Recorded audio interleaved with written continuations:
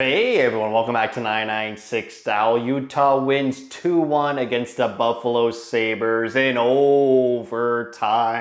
A pretty dramatic game for both teams. It's the first time these two teams facing since the huge blockbuster trade in the summer. JJ Peterka goes to Utah in exchange for Josh Doan and Michael Kesselring. Peterka actually getting booed whenever he touched the puck this game. I think this might be the first time ever where I'm a fan of my team and a player is getting booed because of a trade. Usually players don't get booed when they're traded to the Coyotes. Not even Sergachev when he was traded to Utah. Obviously, Sergachev didn't demand a trade. It was very public that Peterka demanded a trade. So I do get it. Just, again, unfamiliar territory with all this winning and now a player I cheer for getting booed whenever he touched the puck. But let's get into this game. A very tight game, evenly matched game. Should we be evenly matched with the Buffalo Sabres?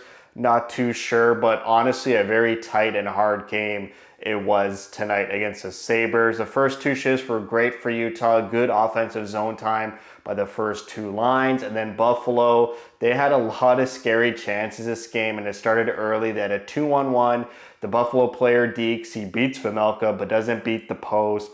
The next shift, Carcone off a face-off, drives the net, attacks the net, forehand, backhand, but he gets denied by the Buffalo goaltender. Then Vejmelka has to stand tall. A huge pad save on Kesselring, his former teammate. Backdoor, Kesselring was all alone. Like, this was a for sure goal. It reminded me of that Tampa Bay goal just one game ago, but Vejmelka just extends his pad and makes the huge save. And then he gets tested again with a huge save. It's a Buffalo player all alone in the slot, and Vejmelka has to make that save. And coincidentally, the puck goes the other way, and Utah finds themselves in the same position. It's Barrett Hayton all alone in front of the crease, no one around him, but he gets denied as well. Fourth line had a couple good shifts in this first period, just grinding it out, getting a lot of chances around the crease area with the puck. Yamamoto, Stenlin, and Tanev doing some great work around the net. Then Utah gets into some penalty trouble. Thankfully, that was the only penalty trouble Utah got in all game. It was two power plays they had to kill off at the end of the first period. The first penalty kill they had a shorthanded 2-on-1. Krause and McBain. Krause connects the pass to McBain, but McBain cannot connect the shot on goal. And then their second penalty kill, they kill it off. So that's great that Utah kills off both of those penalties. It wasn't the most comfortable period, I would say. Like I said, Buffalo had a lot of grade A chances. Didn't see too many grade A chances for Utah other than that Hayden play all alone. But they looked good.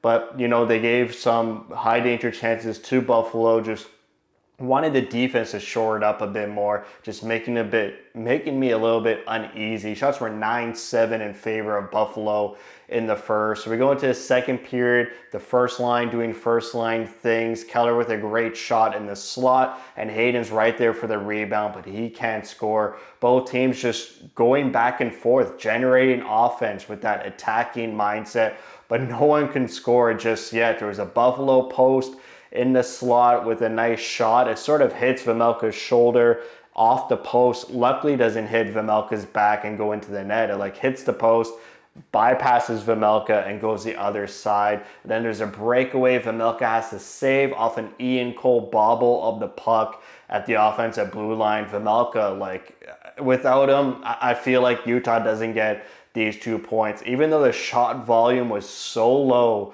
for Buffalo, I would say half of them were making me clench and be so worried whenever Buffalo had the puck on their stick. Luckily, Utah started to get some power play luck in this second period, and the power play looked way better than against the Tampa Bay Lightning. At least against Buffalo, they were able to set up on that first power play. They had a full minute, power play number 1 did, of ozone time, getting some good looks. The second power play looked good as well. They generated momentum from those 2 power plays.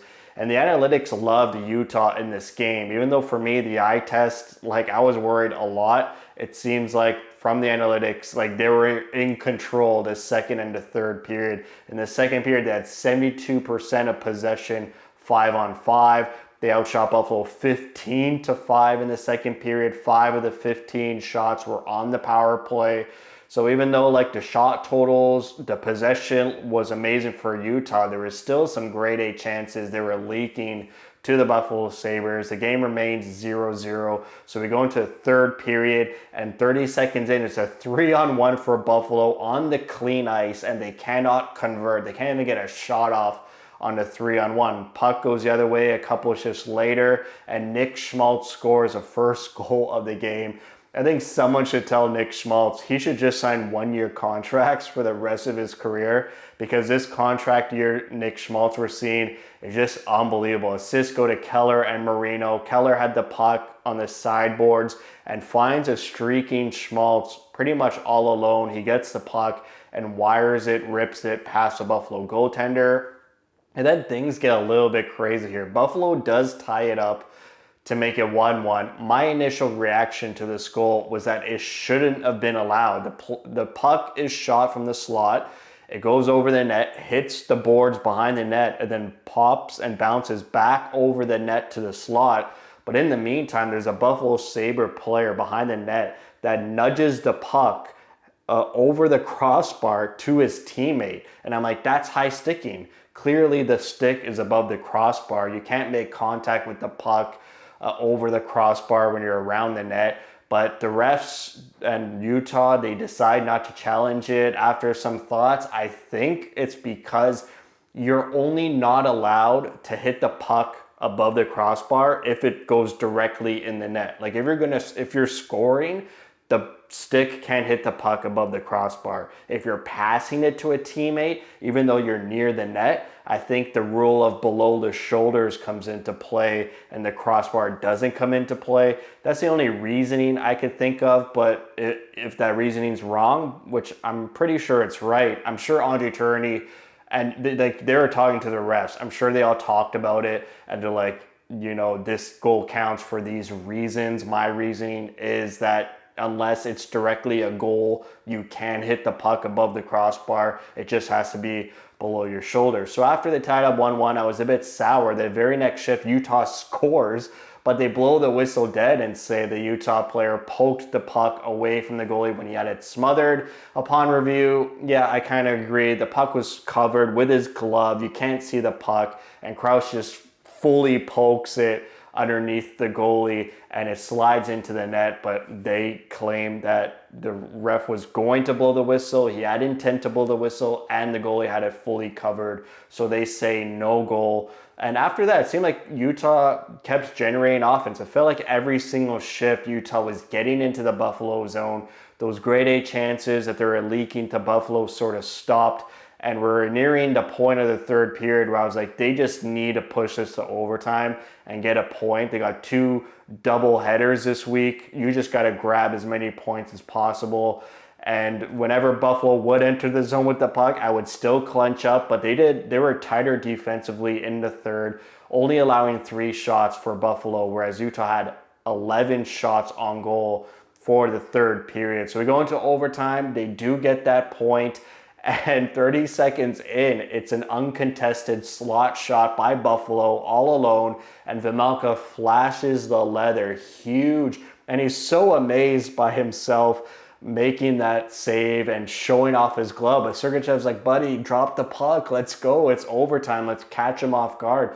So Vejmelka's like, oh yeah. So he drops the puck. Sergachev passes it to Keller, who enters the O-zone and literally just dances in the O-zone all by himself and just creates a lane all by himself with no passing, just using his footwork, his stick work. He sort of just parted the sea with his movement and gets alone on the goaltender, dekes 5-hole on the ground, and they score. Keller scores a game-winning goal to win 2-1. Vejmelka actually does get an assist on that goal after flashing the leather. So Utah wins the first Josh Stone, Kesselring, Peterka Bowl, and the stats are pretty good for Utah. 34 shots on net for Utah, 18 for Buffalo for the game. 34 shots is a lot of high volume. I would say not a lot of high quality compared to Buffalo, who had not a lot of volume and some pretty high quality shots on goal. Power play 0 for 2.